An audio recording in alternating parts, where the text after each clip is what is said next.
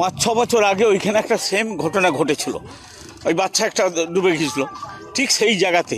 আমি জানার পর সঙ্গে সঙ্গে এসডিও, বিডিও, আইসি, হ্যাঁ, এবং প্রিন্সিপাল, হসপিটালের প্রিন্সিপাল, সব জায়গায় আমি কিন্তু বলে দিয়েছি।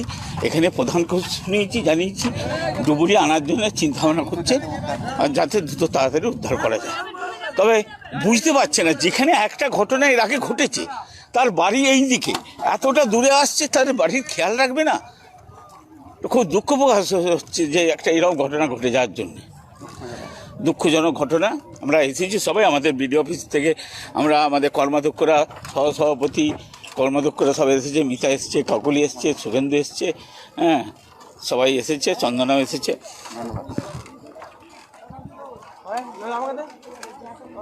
মির্জা রামিজ, আমার পূর্ব কেশবপুরে বাড়ি। যিনি ডুবেছেন পশ্চিম কেশবপুরে বাড়ি, লাইতে এসে ডুবেছেন উনি।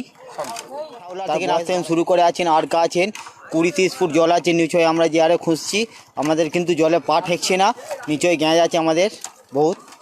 আমরা এখনও চেষ্টা চালাচ্ছি খোঁজার জন্য বাচ্চাটাকে, সহযোগিতা। দুজন এসছেন, নেবেচের কাজ করছেন, ওনারা আমাদেরকে বার্তা দিচ্ছেন। আরও আসছেন আমাদের ডুবরি থেকে শুরু করে, ওনারা বলছে আসছেন রাস্তায়, মলাইপুর টু পঞ্চায়েত। ধন্যবাদ।